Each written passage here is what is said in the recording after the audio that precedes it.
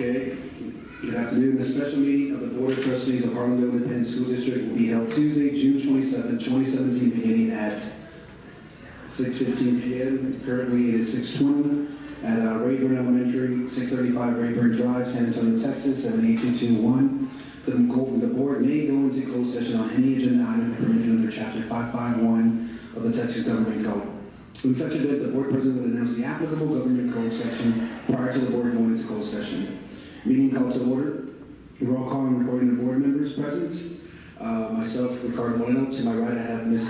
Christine Carrillo. Here. I have Mr. Juan Mancha. Present. And Mr. Zeke Mendoza. Here. I do declare a quorum present. Continuing on to the report of superintendent and staff members present. Mr. Mancha. Yes, Mr. Chair, with us this evening we have our Public Information Officer, Ms. Natalie Bobadilla. We have our Executive Director for Human Resources, Ms. Diane Tudyk. We have our Assistant Superintendent for Curriculum Instruction, Ms. Samantha Gallegos.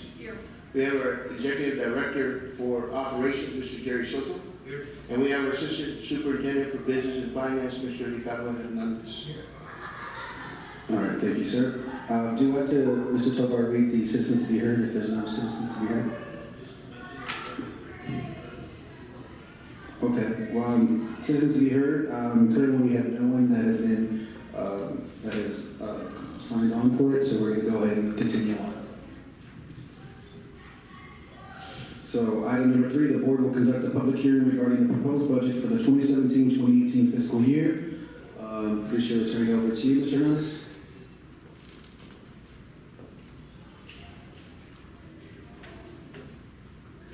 Thank you, Mr. Chairman, members of the board, superintendent, and members of the community.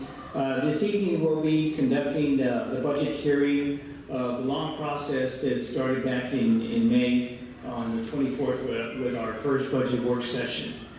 In front of you is a booklet that has detailed information and then a copy of the PowerPoint that we will be presenting this evening. I'll be making references to certain pages within your booklet, so that way you can identify where the detailed information is at, but also in particular the budget schedule itself. That's the official budget that we file with TEA as far as functional totals. So let me begin by just recapping the process that we started back on May 24th. We had a budget work session. And at that work session, we discussed our budget initiatives, which included a critical thing for rewarding our employees of salaries and wages and health insurance. That gave time for the board to digest that information, and then we held a second work session and special call meeting on June the 6th. And at that meeting, the board approved a tax rate, which I'll cover later on in this presentation. Also, by recapping some of the budget initiatives, the board, after answering and giving them further information, they provided some direction to staff to make every effort to try to get best personnel, since those budget initiatives affected that. Then on just this past Monday, the board took action regarding one of the budget initiatives that we discussed at those last two meetings, which was salary, wages, and health insurance. So let me just begin on this budget hearing, just recapping some of the items that we discussed in those work sessions, and in particular the fund balance that we we started the year at, which is for at the end of 15-16, we had $58 million. At the end of 16-17, which is this past year, we're looking at having a fund balance of 57.7. We actually projected a larger deficit, but there is this part of the state funding formula, Tier 2 funding, which is they call that the Austin yield. And basically what the state is trying to do is try to equalize funding for low wealth property districts like Carbondale's compared to the more wealthier districts like Austin, ISD. And so that helped us recoup some of the shortfalls that we're looking at in the revenues, because what you also notice on this bar here is that we also have a drop in enrollment, or ADA, by about 224 students. So again, by making efforts to control expenses, looking at the additional revenues that we receive from the state, we were able to control some of the decrease in our fund balance. The next item then that we covered in our work session, just a recap of the funding that we are projecting for 17-18. As many of us know, after the late 85th legislature convened, they failed to pass any type of public school education funding, additional funding, and so basically they left school districts to make projections just using old funding or current formulas. And so within that formula, again, this is where it affects the school district as far as when you look at the Austin yield, right there. So the Austin yield, again, is projected to go up. So that's where we're looking at some type of increase in our revenues. Now, they did call a special session, so we're monitoring that, and we'll see what type of funding that will come out of that, if any. We've heard some direction from the governor to mandate some initiatives, but without providing the adequate funding. So again, we will need to make adjustments if that passes. Now, the budget items that we discussed, we always start with our teacher allotments. And so what we do is we make adjustments based on our enrollment. And so like I mentioned earlier, one of the items that we saw on our bar graph was the enrollment was being reduced by 224 students. When we make these adjustments in our teacher allotments, we do it through vacancies. It's not through a reduction of force. These are vacant positions, so no one is forced out of a job. So in the elementary decrease, we saw 192 students for the 16-17 year. So that, again, looking at trying to balance the classroom sizes, we could see that we could make a reduction of 2 teachers. One of the other items that we learned, and as we started gathering more information from TEA, was their guidelines regarding the fine arts program. And again, these are items that we discussed in previous budget work sessions, where we're looking at 2 additional theater arts teachers that will serve our middle schools, and then 1 mariachi instructor that will also serve our 2 high schools. So the net cost for this is really just is a teaching unit. The next budget item that we discussed was the continued programs, campus programs, and in a position that's we found to be vital for as a result of the end of this school year. And so on the continued programs, what we're meeting is talking about is the 4th year of our early college high school. And with the expansion of our students, we are having to expand that to include another counselor and an engineer teacher. Well, on the engineer teacher, we are looking at receiving some CAPE funding, so that will help us offset that cost. But again, that needs to be finally determined by the state. The second item was a PE teacher to be split by Jewel Witzel and the STEM program. And so the net of that were then the additional positions that would result in $199,480. The next item, budget item that we discussed was in other personnel realignments. And what we mean by there is every year we look at our programs and see what needs to be tweaked to better utilize our resources. And as we see with the not receiving state funding, trying to make sure that we're maximizing the resources that we have. So we looked at what our current programs are, and we looked at 1 instructional coach position, 2 secondary GT positions that were vacant and they could be eliminated, as well as support staff, in order to meet a need that was determined to be necessary to meet with the bilingual facilitator and the early child administrator. The second item was then meeting Title II compliance staffing, the eligibility rules on the type of staffing that could be funded with these federal funds changed, and so that resulted in actually reducing 2 positions. That affects the general fund because the general fund supplements that program. Then we looked at our current marketing plan we always set aside for contracted services, but we feel that by having staff in-house and making some changes there, that would be able to provide us the the necessary staffing to meet the requirements of special education or ADA, American Disability Acts regarding the website. So the net savings on that, because of the reductions, even offset with the staffing, is $199,379. Mr. Chair. I'm sorry, can you go back to slide 5, Mr. Hernandez? And I apologize for being a little late. Yes, sir. I guess we can go ahead and make note that Mr. Acutis is alive. So on the Joe Wetzel STEM PE teacher, I know that was looked at last year as well. So so what's the current situation with the PE teacher at those two campuses? Mr. Chair, if I can, Ms. Daniels, can you kind of share with us exactly the plan of action? So right now, with the Wetzel Center, we bring a coach from Harlandale High to service part of the kids, and then a coach from McCollum to service those kids also. So what happened, because I know just a few years ago we did have a coach there. Well, when did that coach, I guess, was no longer assigned to that campus?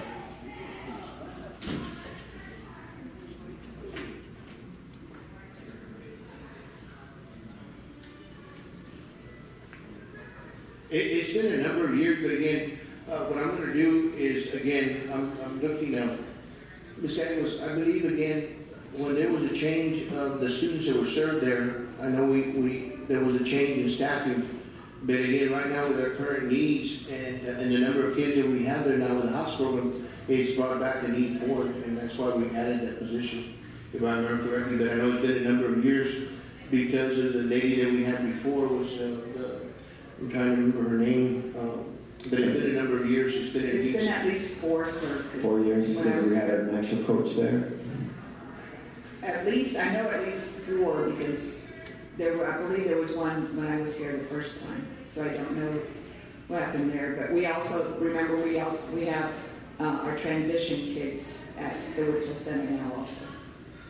Because our numbers that were presented to us not too long ago with the Wetzel Center, I think I made this comment once, sir, that our numbers have dwindled in Wetzel, so our numbers are back up now, because I remember not too long ago, I think in open session, I made a comment Yes, sir. about the number of students there. If you remember correctly, yes, sir, you are correct, you came up with the curriculum committee, and Ms. Della Taylor, remember, had mentioned to us that, again, the numbers were up because of the HOPS kids in the program now that are there, part of the Joe Wetzel Center. But again, a number of years ago, Mr. Luna, you're correct, serving as the chair for the curriculum committee, one of the concerns that you brought forward 2 years ago was the idea of the number of kids that were already back to their home base or the least restricted environment. But yes, the numbers has gone up since then. And but again, Ms. Daniels, anything else you want to share on that? I know in 17-18 we're also looking at potentially moving one of our more autistic units to the Wetzel Center also. Okay, so my next question is, what's the current PE situation? Coach at STEM High School, right? We have one teacher teaches part of the time that we share with the HAP Center, and then we have a teacher who comes from the head up that teaches several of the PEs also. So this new position would be for the Wetzel Center / STEM? Yes, sir. Okay, thank you. Thank you, Mr. Norris. Yes, Ms. Eddie? Yes, ma'am. So you said that we're not going to be receiving state funding? Yes, ma'am. Why? Oh, yes, and I'm confused, don't we normally receive state funding on a What? yearly basis? yes, we'll continue to get state funding, but it's going to be based on the current funding formulas. So what that means is the way they funded, the state has funded the school districts in the last 2 years. We will be still following those same formulas. Because the property growth in Austin ISD has increased, than what the state does, because they use that as a measurement to equalize all school districts. That actually raised the rate in what they call the second, tier 2 funding of the state. And so when they increased that rate, that affected our low-level school district like ours. Now, what we're hoping and what we've seen, some of the preliminary information that came out before they adjourned was they were increasing some of the formulas. So when they increase the formulas, that's when we get additional state money. But even though they proposed that, it didn't get through the House, or it didn't get through the Senate, and so no bill was passed to provide the additional funding. So that's what we're hoping out of this session, that they do provide legislation that will change the formulas, increase the formulas, and thereby we can get additional funding. Again, it's going to depend on how they're able to work together in this next special session, and if the House and the Senate can convene together and out of conference come out with a bill that both of them agree on and pass. Mr. Chair, Yes, sir. just as chair of the board, again, the governor has mentioned, of course, he's sent a letter out to all superintendents, just to let our board know that this special session doesn't begin until July 18th. We may not know until somewhere in the middle to late August, and it could be in session for as much as we want. So we will, as soon as we know, again, Mr. Hernandez will update the board and each of us on what comes out of that special session. But thank you. And then to share also, because you brought up a good point, I was actually going to wait till later to ask again, or just because it's the things that we had discussed prior when we had a meeting, Mr. Hernandez, just with the weighted ADA and with the tier 2 funding, just like Mr. Hernandez mentioned, there's a good chance that we can probably recoup it, as he mentioned. So, like you said, pretty much with the weighted ADA is pretty much going to keep us at the same rate, which I think we kind of discussed this time. It could be roughly at 77.53. Yeah, so it could come out, and like Mr. Hernandez already related to us, it's probably not till like later on this year that we would actually see the funds. Yeah, and so Mr. Maligas says, so they meet in July, then they come out of their session, and then that's when we'll know if they change the formulas. Right now, the Austin yield increased from $77 to, I believe it was $99 per watt.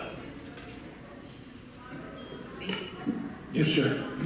Just a real quick question, Richard. Are we in the biennium year this year? Actually, yes, sir. This is the first year of the new New biennium. biennium. Right, sir. Yes, sir. Absolutely.